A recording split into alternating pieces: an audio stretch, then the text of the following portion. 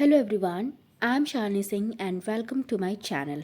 Here we are studying the second chapter from Sociology class 12th, and the name of this chapter is The Demographic Structure of the Indian Society. And this is the fifth and final part from this chapter. So पहले के part अगर आपने नहीं देखे हैं तो उनको भी देख लीजिएगा। तो ये रहा हमारा टॉपिक जिसका नाम है रूरल अर्बन डिफरेंसेस। देखो, हमें पता है कि आज भी इंडिया की पॉपुलेशन का बहुत ज़्यादा पार्ट रूरल एरिया में रहता है। ठीक है, 2011 का अगर हम सेंसस देखें तो यहाँ पे भी बहुत सारा पॉपुलेशन आपको दिखेगा जो अभी भी कहाँ में रह रहा है, गांव में रह रहा है। 68.8% पॉपुलेशन हमारी रूरल एरिया में रहती है, गांव में रहती है, और 31.2% पॉपुलेशन अर्बन एरिया में रहती है। और यहाँ पे टेबल 5 में ये बताया गया है कि कैसे अर्बन पॉपुलेशन तेज़ी से बढ़ रही है। 20th सेंचुरी यानी कि 20वीं शताब्दी के शुरुआत में 11% खाली थी अर्बन पॉपुलेशन, लेकिन 21st सेंचुरी के शुरुआत में ये 28% हो गई और अभी भी ये बहुत तेज़ी से बढ़ रही है। और यहाँ पे बात सिर्फ नंबर्स की नहीं है, बहुत सारे ऐसी मॉडर्न डेवलपमेंट हुई हैं, इकोनॉमिक डेवलपमेंट हुई हैं अर्बन एरिया में, जिसकी वजह से लोग गाँव से कहाँ आ रहे हैं, शहरों की तरफ आ रहे हैं। अब जब यहाँ पे देखा जा रहा है कि क्या रीज़न है, क्यों इतनी तेज़ी से अर्बन पॉपुलेशन बढ़ रही है और रूरल पॉपुलेशन घट रही है, तो देखो इसके पीछे बहुत सारे रीज़न है, लेकिन सबसे बड़ा रीज़न ये है कि जो गांव है ना, वहाँ पे उतनी ज़्यादा इंडस्ट्रियल डेवलपमेंट नहीं हो रहा है, उतनी इंडस्ट्रीज़ वहाँ पे नहीं है, लोगों को रोज़गार के अवसर बहुत कम मिलते हैं। लेकिन अर्बन एरियाज़ में इंडस्ट्री बहुत ज़्यादा है, जिसकी वजह से लोग क्या कर रहे हैं, अर्बन एरिया की तरफ आ रहे हैं।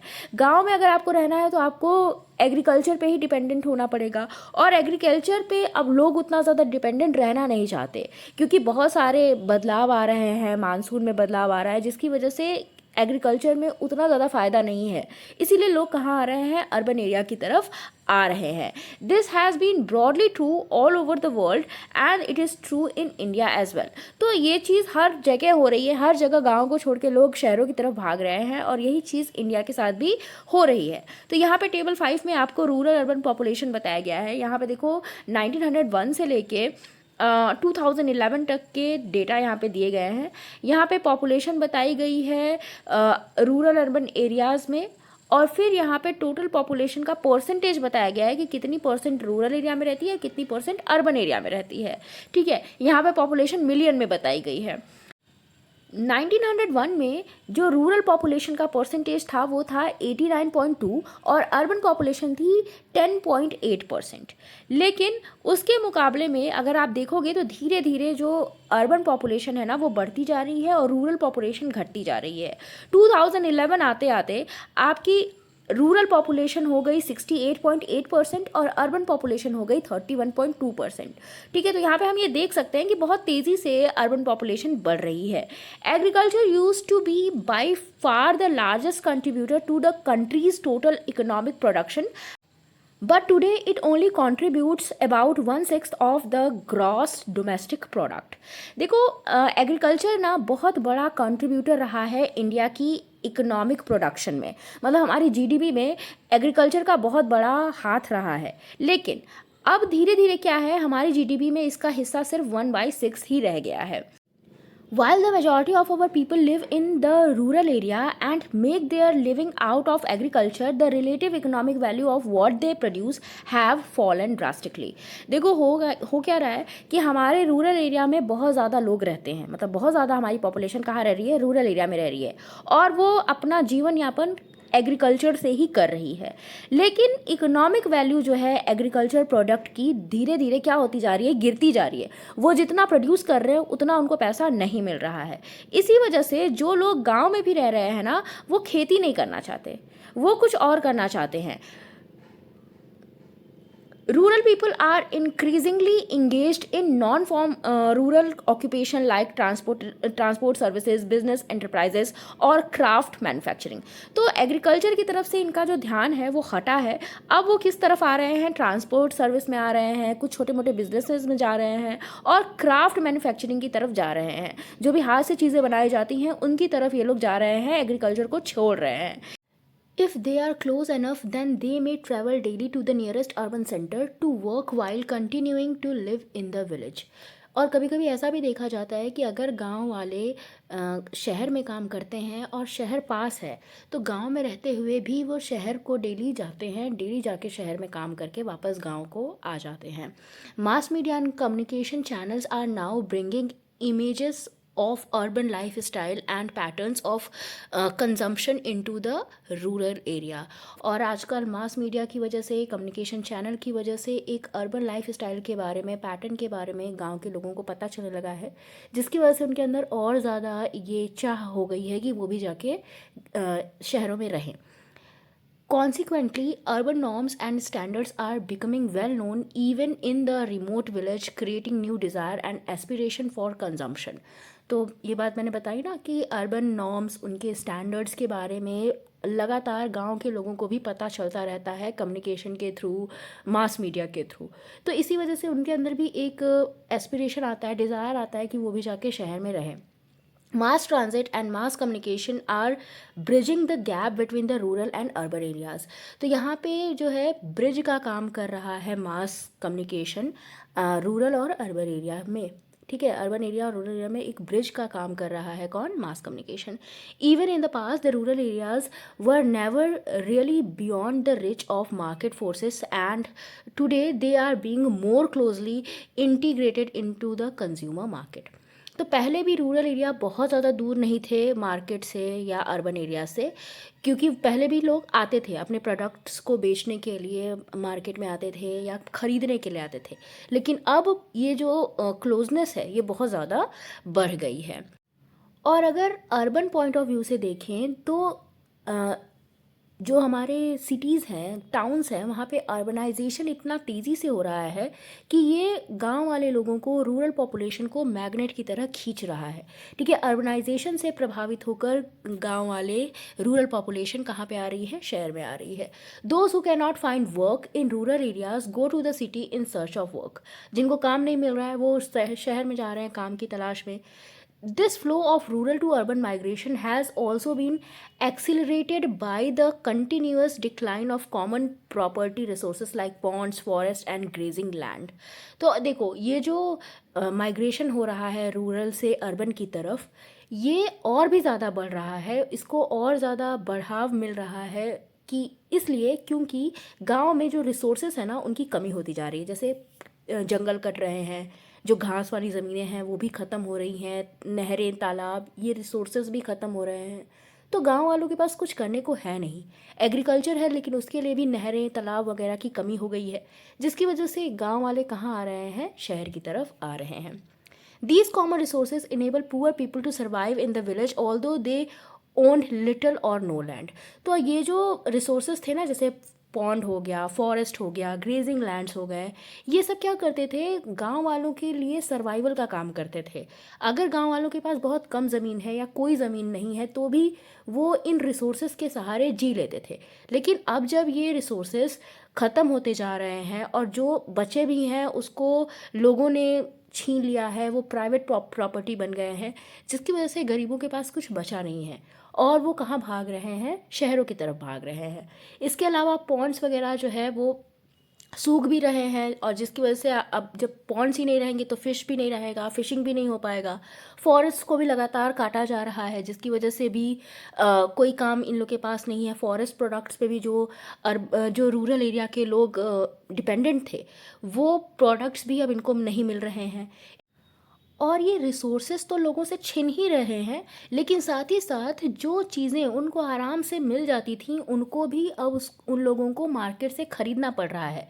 जैसे फ्यूल हो गया, सप्लीमेंट्री फूड आइटम्स हो गए. पहले क्या था? फ्यूल जो था वो इनको आराम से जंगल से मिल जाता था, लकड़ियों के सहारे. काऊ डंग वगैरह होता था तो उससे भी इन लोग को फ्यूल मिल जाता था. लेकिन अब जब फॉरेस्ट ही नहीं रह गया, ग्रेजिंग लैंड ही नहीं रह गए, तो काउस भी अब उतनी ज़्यादा लोग रख नहीं रहे हैं, काऊ डंग भी नहीं मिल रहा है, तो फ्यूल की भी कमी हो रही है. सप्लीमेंट्री फूड आइटम्स जो कि इनको जंगल से मिल जाते थे वो भी इनको नहीं मिल रहा है, तो इनको सब कुछ मार्केट से ही ख़रीदना पड़ रहा है, जिसकी वजह से इनकी मुश्किलें और ज़्यादा बढ़ती जा रही हैं. अब ये जो हार्डशिप है ना, ये और ज़्यादा ख़राब होती जा रही है जब अगर इनके पास इनकम नहीं होगी तो। अब जो ये फ्यूल है, सप्लीमेंट्री फूड आइटम्स हैं, चीज़ें खरीदने के लिए कैश इनकम तो चाहिए ना। अगर इनके पास इनकम ही नहीं होगी तो ये विलेज में सर्वाइव कैसे कर पाएंगे। इसी वजह से ये इनकम जनरेट करने के लिए विलेज से कहाँ जा रहे हैं, अर्बन एरियाज़ की तरफ जा रहे हैं। Sometimes the city may also be preferred for social reason, especially the relative anonymity it offers। देखो, कभी कभी सोशल रीज़न की वजह से भी लोग गांव को छोड़ के शहर की तरफ जाते हैं। क्यों? क्योंकि यहाँ पे आप एक एनोनिमिटी की ज़िंदगी जी सकते हो, गुमनामी की ज़िंदगी जी सकते हो, क्योंकि यहाँ पे ज़्यादातर लोग एक दूसरे को जानते नहीं हैं। तो यहाँ पे रिलेटिव्स आपके कम हैं, आपको जानने वाले कम हैं, तो यहाँ पे आप आराम से लोगों से अलग जी सकते हो, जहाँ पे आपको आपके सोशल स्टेटस की वजह से कोई नहीं जानता हो। The fact that urban life involves interaction with strangers can be an advantage for different reasons. तो यहाँ पे आप बहुत सारे अपरिचित लोगों से मिलते हो, ऐसे लोगों से मिलते हो जो आपको नहीं जानते, तो ये आपको फ़ायदा दे सकता है। For the socially oppressed group like scheduled caste and scheduled tribes, this may offer some partial protection from the daily humiliation they may suffer in the village where everyone knows their caste identity। तो जो oppressed groups हैं, जैसे social schedule caste हो गए या schedule tribes हो गए, SC ST हो गए, तो इन लोगों को गांव में बहुत ज़्यादा ह्यूमिलेशन झेलना पड़ता था, इनके साथ पार्शियलिटी होती थी। लेकिन शहर में इनकी कास्ट को कोई नहीं जानता, तो हो सकता है यहाँ पे इनसे उतनी पार्शियलिटी ना हो, इनको ह्यूमिलेशन का सामना, इनको जो बेइज्जती का सामना ना करना पड़े। The anonymity of the city also allow the poorer section of the socially dominant rural groups to engage in low status work that they would not be able to do in the village। इसके अलावा जो अच्छे घरों के लोग हैं लेकिन वो गरीब हैं, मतलब सोशली तो वो डोमिनेंट हैं लेकिन गरीब है, तो उनको जो है शहर में आने के बाद लोअर स्टेटस पे काम करने से भी प्रॉब्लम नहीं होती, क्योंकि शहर में उनको जानता नहीं है कोई, तो कोई भी काम वो कर सकते हैं। उनका स्टेटस क्या है ये सिर्फ उनके गांव में सबको पता है, शहरों में उनको कोई नहीं जानता, तो अपने स्टेटस से थोड़ा नीचे उतर के भी वो काम को कर सकते हैं, उनको किसी तरह का बेइज्जती वहाँ पे महसूस नहीं होगा। लेकिन गांव में वो अपने स्टेटस को मेंटेन करते हैं और वो अपने स्टेटस से लो स्टेटस पे जॉब नहीं कर सकते, ठीक है। तो ये दोनों के लिए फ़ायदेमंद है। अगर ऑप्रेस्ड ग्रुप आएगा तो अगर उसके साथ गांव में कोई पार्शियलिटी होती है तो वो शहर में नहीं होगी, क्योंकि उनको उनकी कास्ट को कोई नहीं जानता। और अगर कोई अपर कास्ट का आ रहा है लेकिन वो गरीब है, तो वो आके शहर में कोई भी छोटी मोटी नौकरी कर सकता है, क्योंकि शहर में उनका स्टेटस कोई नहीं जानता कि वो किस कास्ट से बिलोंग करते हैं। All these reasons make the city an attractive destination for the villagers। इसी वजह से विलेजर्स के लिए सिटी बहुत ज़्यादा अट्रैक्टिव जगह बन गई है। तो ये सारे रीज़न हैं जिसकी वजह से गांव के लोग शहरों की तरफ आ रहे हैं।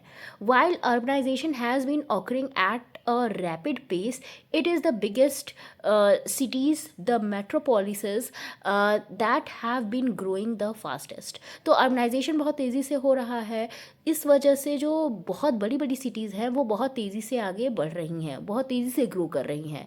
These metros attract migrants from the rural areas as well as from small towns। इन बड़ी सिटीज़ में, मेट्रोज़ में गांव से तो लोग जा ही रहे हैं, बल्कि छोटी जो शहर हैं वहाँ से भी लोग जा रहे हैं। There are now 5161 towns and cities in India where 286 million people live.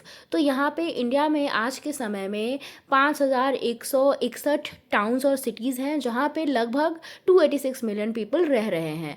What is striking however is that more than 2/3 of the urban population lives in 27 big cities with million plus population।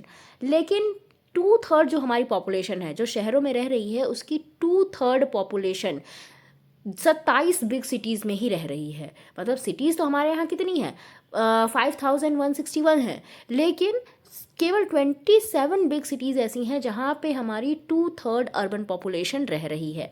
बाकी जो 1/3 है वो बाकी बची cities में रह रही हैं, ठीक है। Clearly, the larger cities in India are growing at such a rapid rate that the urban infrastructure can hardly keep pace. तो इस तरह से ये कहा जा सकता है कि जो लार्ज सिटीज़ हैं, बड़ी सिटीज़ हैं, वो बहुत तेज़ी से बढ़ रही हैं, जिसकी वजह से जो इंडियन अर्बन इंफ्रास्ट्रक्चर है उसको बनाए रखने में बहुत प्रॉब्लम हो रही है, क्योंकि बहुत ज़्यादा पॉपुलेशन बढ़ गई है, लोगों को रहने के लिए जगह नहीं मिल रही है. With the mass media's primary focus on these cities, the public face of India is becoming more and more urban rather than rural. तो मास मीडिया की वजह से और सभी चीज़ों की वजह से ये जो सिटीज़ हैं, जो बड़ी सिटीज़ हैं, इनकी तरफ लोग अट्रैक्ट हो रहे हैं और ज़्यादा से ज़्यादा लोग इन्हीं की तरफ जा रहे हैं, रूरल एरिया से भी उठ के. Yet, in terms of the political power dynamics in the country, the rural areas remain a decisive force. लेकिन आज भी अगर पॉलिटिकल पावर की बात करते हैं तो पॉलिटिक्स को लाने हटाने में जो रूरल एरियाज़ हैं वही डिसीजन लेते हैं, उन्हीं के पास निर्णायक शक्ति होती है. अब हमारा नेक्स्ट टॉपिक है पॉपुलेशन पॉलिसी इन इंडिया. हमने ये पढ़ लिया कहाँ पे कितनी पॉपुलेशन है और कैसे रूरल एरिया से पॉपुलेशन माइग्रेट होके अर्बन एरियाज़ में जा रही है. अब हम ये पढ़ेंगे कि इंडिया की पॉपुलेशन पॉलिसी क्या है. It will be clear from the discussion in this chapter that population dynamics is an important matter that is crucially affects the development prospects of a nation as well as the health and well-being of its people. तो हमने ये पढ़ा कि जनसंख्या population का जो dynamics है वो बहुत इम्पॉर्टेंट है और बहुत ज़्यादा अफेक्ट करता है हमारी नेशन की ग्रोथ को और हमारी हेल्थ और वेलबींग को. तो मतलब अगर नेशन की इकोनॉमिक ग्रोथ को हम चाहते हैं कि हमारा नेशन समृद्ध हो, प्रॉस्परस हो और हमारी हेल्थ भी अच्छी रहे, हम अच्छे से रह पाएँ, तो ज़रूरी है कि हमें पॉपुलेशन पे ध्यान देना पड़ेगा, सरकार को भी पॉपुलेशन पे ध्यान देना पड़ेगा. This is particularly true of developing countries who have to face special challenges in this regard. तो ज़्यादातर ध्यान देने की ज़रूरत अपनी जनसंख्या पे किसको है? डेवलपिंग कंट्रीज़ को है, जैसे इंडिया को है. क्यों? क्योंकि इनको बहुत सारी प्रॉब्लम फेस करनी पड़ती हैं जनसंख्या से related. It is hardly surprising therefore that India has had an official population policy for more than a half century. और सरप्राइज करने वाली बात तो ये है कि हमारे पास एक पॉपुलेशन पॉलिसी है और इस पॉलिसी के होते हुए भी हमारी पॉपुलेशन इतनी तेज़ी से बढ़ रही है. In fact, India was perhaps the first country to explicitly announce such a policy in 1952. तो यहाँ पे आपको ध्यान देने की ज़रूरत है कि इंडिया शायद पहली ऐसी कंट्री थी जिसने अपनी पॉपुलेशन पॉलिसी को अनाउंस किया था 1952 में. उस समय किसी भी कंट्री के पास उसकी पॉपुलेशन पॉलिसी नहीं थी. The population policy took the concrete form of the national family planning programme. तो इसको एक शेप मिला किस रूप में? नेशनल फैमिली प्लानिंग प्रोग्राम के रूप में. The board objectives of these programs have remained the same to try to influence the rate and pattern of population growth in socially desirable direction. तो ये जो प्रोग्राम बना इसको इस तरह से बनाया गया, इस लक्ष्य को ध्यान में रख के बनाया गया कि पॉपुलेशन ग्रोथ को थोड़ा सा सोसाइटी के हिसाब से बनाया जा सके, इस तरह से बनाया जा सके ताकि उससे नेशन को कोई नुकसान ना हो बल्कि नेशन को फ़ायदा हो. In the early days the most important objective was to slow down the rate of population growth through the promotion of various birth control methods, improve public health standard and increase public awareness about population and health issues. तो starting में जब ये लागू हुआ national family planning programme, तो उस समय ये कोशिश की गई, मेन ऑब्जेक्टिव ये रखा गया कि पॉपुलेशन का जो ग्रोथ रेट है उसको स्लो किया जाए. और इसको स्लो करने के लिए लोगों को बर्थ कंट्रोल मेथड्स के बारे में बताया गया, लोगों में अवेयरनेस लाई गई, उनको हेल्थ फैसिलिटी प्रोवाइड कराई गई, पॉपुलेशन को जो भी हेल्थ इश्यूज़ थे उनसे उनको निजात दिलाने की कोशिश की गई, लोगों को बताया गया कि वो अपनी हेल्थ को कैसे अच्छा कर सकते हैं. Over the past half century और so India has many significant achievements to her credit in the field of population as summarised in box 2.4. तो पिछले कुछ डिकेड्स में, लगभग पिछली हाफ सेंचुरी माने, 50 साल पहले की माने, तो इंडिया को पॉपुलेशन की फील्ड में कुछ अचीवमेंट्स भी हासिल हुए हैं जो आगे 2.4 बॉक्स में बताए गए हैं. The family planning program suffered a setback during the years of national emergency 1975 to 76. तो ये जो फैमिली प्लानिंग प्रोग्राम था ये सही चल रहा था, लेकिन जब नेशनल इमरजेंसी लागू की गई 75 से 76 के बीच में, उस समय इसको एक सेटबैक देखने को मिला, इसको एक झटका देखने को मिला। इस टाइम में इमरजेंसी के टाइम पे नॉर्मल जो लीगल प्रोसीजर्स थे उनको फॉलो नहीं किया जाता था, लोगों के साथ ज़ोर ज़बरदस्ती की जाती थी, और कुछ ऐसे ऑर्डर्स लाए गए, लॉज लाए गए जो कि पार्लियामेंट से पास नहीं हो रहे थे, ज़बरदस्ती लोगों पे इसको लागू किया जा रहा था।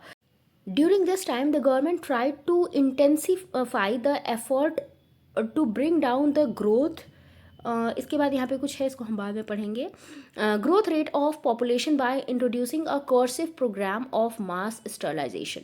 तो यहाँ पे गवर्नमेंट ने ज़बरदस्ती लोगों से स्टरलाइजेशन करवाया, मतलब बहुत बड़े लेवल पे स्टरलाइजेशन कराया गया, मतलब नसबंदी कराई गई लोगों की पकड़ पकड़ कर ज़बरदस्ती, ताकि पॉपुलेशन की ग्रोथ को नीचे लाया जा सके। और इस चीज़ की बहुत ज़्यादा आलोचना हुई थी बाद में।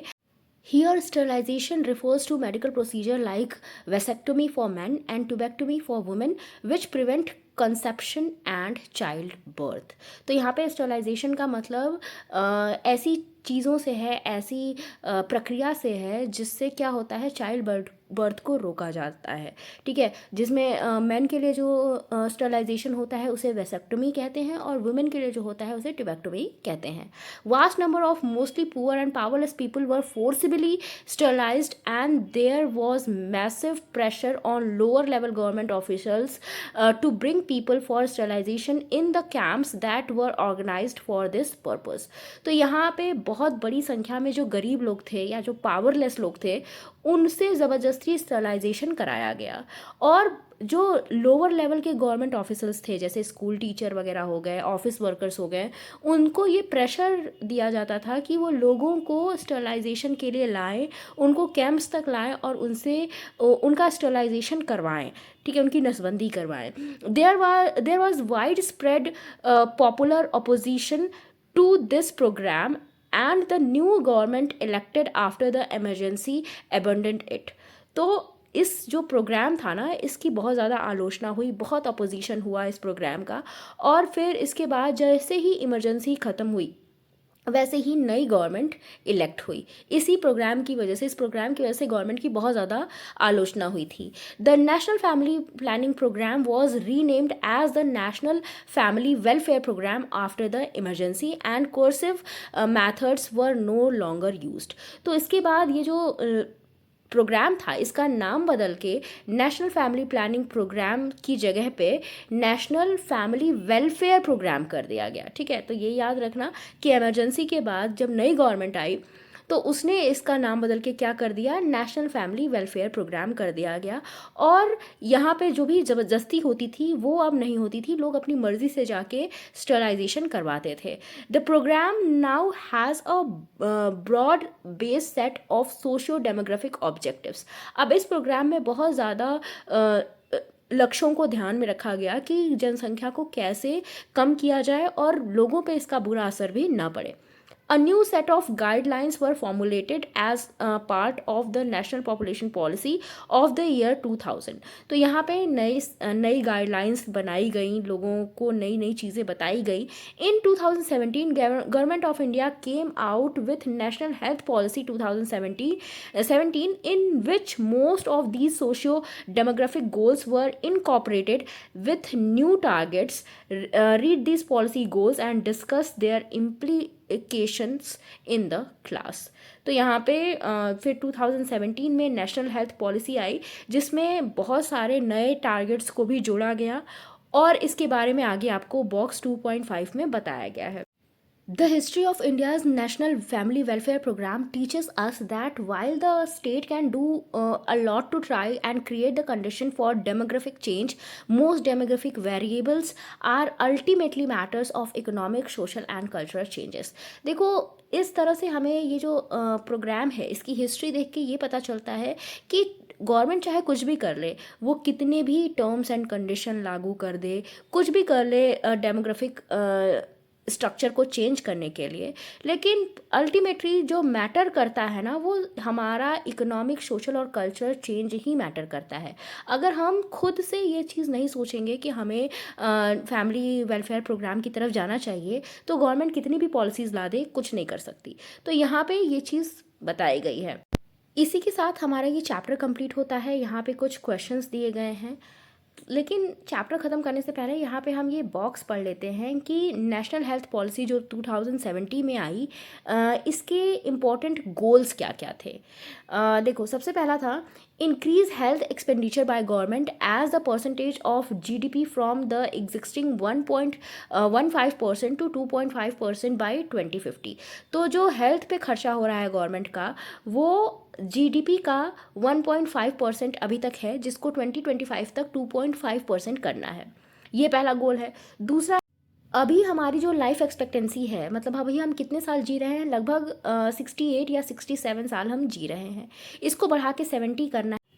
इसके अलावा ट्रैकिंग की भी बात की गई है कि ट्रैक किया जाएगा कि किन कैटेगरीज़ के लोगों को ज़्यादा डिजीज़ होती हैं, किस एज में ज़्यादा डिजीज़ होती हैं।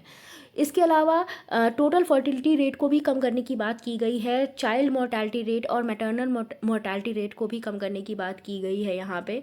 इसके अलावा जो छोटे बच्चे हैं, नियोनेटल मोर्टालिटी है, जो छोटे बच्चों की जो बर्थ के समय डेथ होती है, उसको भी कम करने की बात की गई है कि बच्चा जन्म लेते समय न मरे, उसको रोका जा सके।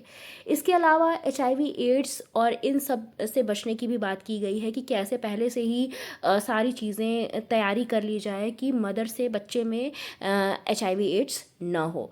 इसके अलावा और भी बहुत सारी चीज़ें यहाँ पे लाई गई हैं। टीबी को क्योर करने की बात की गई है 2025 तक। इसको भी याद रखना कि पूरी तरह से हम क्या करें, टीबी को ख़त्म कर दें। इसके अलावा ब्लाइंडनेस को भी कम करने की बात की गई है 2025 तक। जो भी डेथ हो रही है, अकाल डेथ हो रही है कार्डियोवास्कुलर डिजीज़ की वजह से, डायबिटीज़, कैंसर, इन सब की वजह से, उसको भी 20% तक कम करना है 2025 तक। और यूटिलाइजेशन करना है पब्लिक हेल्थ फैसिलिटीज़ का, मतलब जितनी भी पब्लिक हेल्थ फैसिलिटीज़ हैं उस कोशिश करनी है कि लोग उसको यूटिलाइज़ करें, क्योंकि ज़्यादातर लोग कहाँ चले जाते हैं, प्राइवेट हॉस्पिटल्स में चले जाते हैं। तो जो भी गवर्नमेंट हॉस्पिटल्स हैं उनको लोगों को यूज़ करने के लिए प्रोत्साहित करना है 2025 तक कि 50% लोग इन हेल्थ फैसिलिटीज़ को, पब्लिक हेल्थ फैसिलिटीज़ को यूज़ करें। बच्चे को जन्म से पहले भी केयर मिले, 90% कवरेज दी जा सके बच्चे को, मदर को जन्म से पहले, ठीक है। मतलब अगर लेडी प्रेग्नेंट है तो उस समय उसको 90% तक केयर मिलनी चाहिए, मतलब 90% पॉपुलेशन को केयर मिलनी चाहिए, मतलब 90% ऐसी प्रेग्नेंट लेडीज़ को केयर मिलनी चाहिए। और जो भी बर्थ हो रहा है, डिलीवरी हो रही है, वो भी 90% तक किसी स्किल्ड अटेंडेंट्स के अंडर में हो, मतलब किसी स्किल्ड नर्स के अंडर में हो। ये टारगेट भी रखा गया है 2025 तक। More than 90% of newborn are fully immunized by 1 year of age by 2025। तो 90% जो न्यूबॉर्न हैं, जो 1 साल से कम के बच्चे हैं, उनको इम्यूनाइज्ड किया जाए 2025 तक। मतलब कम से कम 90% न्यूबॉर्न ऐसे हो जिनके अंदर इम्यूनाइजेशन वाला प्रोसेस किया जा सके 2025 तक। उसके बाद है फैमिली प्लानिंग की जो नीड है उसको भी पूरा किया जा सके। 90% फैमिली प्लानिंग हो चुकी हो 2025 तक, ठीक है। मतलब जहाँ भी फैमिली प्लानिंग की ज़रूरत है, जिन भी फैमिली में, वहाँ पे 90% तक फैमिली प्लानिंग हो चुकी हो। उसके बाद जो भी ऐसे पेशेंट हैं जो कि हाइपरटेंशन के पेशेंट हैं या डायबिटीज़ के पेशेंट हैं, वो उनमें 80% पेशेंट को क्या किया जाए, कंट्रोल डिजीज़ स्टेटस में लाया जाए। मतलब इनकी बीमारी को कंट्रोल रखने की कोशिश की जाए, कम से कम पूरे नहीं तो 80% पेशेंट्स की बीमारी को कंट्रोल रखने की कोशिश की जाए 2025 तक। उसके बाद यहाँ पे तंबाकू के यूज़ को कम करने की बात की गई है कि 2020 तक 50% तंबाकू यूज़ कम करना है और 2025 तक 30% तक तंबाकू के यूज़ को कम करना है।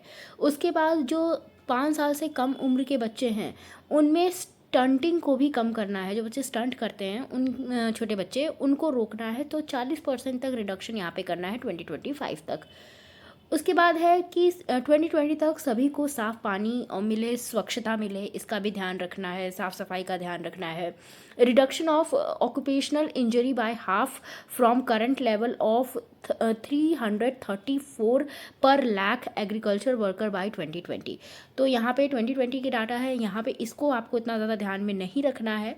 जो 2025 या 2030 की डाटा है उनको यहाँ पे ध्यान में आपको रखना है। तो यहाँ पे देखो 2020 तक ये कहा गया था कि जो इंजरीज़ हो रही है, ऑक्यूपेशनल इंजरीज़, मतलब अगर कोई किसी व्यवसाय में है और वहाँ पे उसको कोई चोट लग जाती है, इंजरी हो जाती है, तो उसको भी कम करना है, लगभग आधा कम करना है, 50% तक कम करना है। जो बजट है ना, उसमें हेल्थ के ऊपर स्टेट द्वारा जो खर्चा किया जाता है, मतलब स्टेट भी तो हेल्थ पे कुछ खर्चा करती है ना, उसको 8% से ज़्यादा बढ़ाने की बात की गई है 2020 तक। कि मतलब 2020 तक जो हेल्थ पे खर्चा होता है स्टेट द्वारा, उसको 8% तक बढ़ाया जाए। मतलब स्टेट क्या करे, हेल्थ पे और ज़्यादा खर्च करे। इसके बाद यहाँ पे बताया गया है कि जो हेल्थ के ऊपर बहुत भारी खर्चा आता है उसको भी कम करने की कोशिश करना, कि हेल्थ के ऊपर ज़्यादा खर्च ना करना पड़े। बहुत ज़्यादा जब भयंकर बीमारी हो जाती है तो बहुत ज़्यादा पैसे खर्च आते हैं हेल्थ के ऊपर। तो किसी भी हाउस होल्ड का, किसी भी फैमिली का जो खर्चा है हेल्थ के ऊपर, वो उसको 25% तक कम किया जाए 2025 तक। इसके बाद ये भी कहा गया है कि 2020 तक डॉक्टर्स की डिमांड को पूरा किया जा सके, कि हर डिस्ट्रिक्ट में, मतलब जो भी हाई प्रायोरिटी वाले डिस्ट्रिक्ट है, जहाँ पे डॉक्टर्स की ज़रूरत ज़्यादा है, जहाँ पे बीमारियाँ ज़्यादा होती हैं, वहाँ पे डॉक्टर्स उपलब्ध कराए जाएँ, वहाँ पे दवाइयाँ उपलब्ध कराई जाएँ। Increase community health volunteer to population ratio as per IPHS norm in high priority district by 2025। तो वहाँ पे हेल्थ वॉलंटियर्स को भी लगाया जाए। कहाँ पे? हाई प्रायोरिटी डिस्ट्रिक्ट में 2025 तक। ठीक है, IPS के नॉर्म के तहत। IPS क्या है? Indian public health standard. मतलब इसके नॉर्म के तहत जो भी ऐसी डिस्ट्रिक्ट हैं जो कि हाई प्रायोरिटी डिस्ट्रिक्ट हैं, जहाँ पे ज़्यादा ज़रूरत है वॉलंटियर्स की, डॉक्टर्स की, तो वहाँ पे कम्युनिटी हेल्थ वाले वॉलंटियर्स भी लगाया जाए, उनकी संख्या बढ़ाई जाए। Establish primary and secondary care facility as per norms in high priority districts population as well as time to reach norm by 2025। तो यहाँ पे देखो जो भी ऐसी डिस्ट्रिक्ट हैं जो कि हाई प्रायोरिटी डिस्ट्रिक्ट हैं, वहाँ पे प्राइमरी और सेकेंडरी केयर फैसिलिटी भी दी जाए। मतलब लोगों को कोई भी हेल्थ रिलेटेड प्रॉब्लम हो तो वो उनको सुविधा दी जा सके। देखो, गवर्नमेंट को सूचना जब रहेगी, सूचना मिलेगी, तभी तो वो हेल्थ से रिलेटेड कोई भी एक्शन कर ले पाएगी। इसीलिए हेल्थ से रिलेटेड एक्शन लेने के लिए, प्लानिंग करने के लिए इलेक्ट्रॉनिक डाटाबेस भी होना चाहिए। मतलब डेटा हमेशा गवर्नमेंट को मिलते रहना चाहिए। तो इसकी बात भी की गई है कि इंफॉर्मेशन जो है गवर्नमेंट तक पहुंचाने के लिए इलेक्ट्रॉनिक डाटाबेस होना चाहिए हर जगह, हर डिस्ट्रिक्ट में 2020 तक। ठीक है, तो ये चीज़ें हमने पढ़ी, ये चैप्टर हमारा इसी के साथ कंप्लीट होता है। आई होप जो भी हमने इस चैप्टर में पढ़ा वो सब आपको समझ में आया हो। वीडियो अच्छा लगा हो तो लाइक कर देना, शेयर कर देना और चैनल को सब्सक्राइब कर देना। Thank you for watching.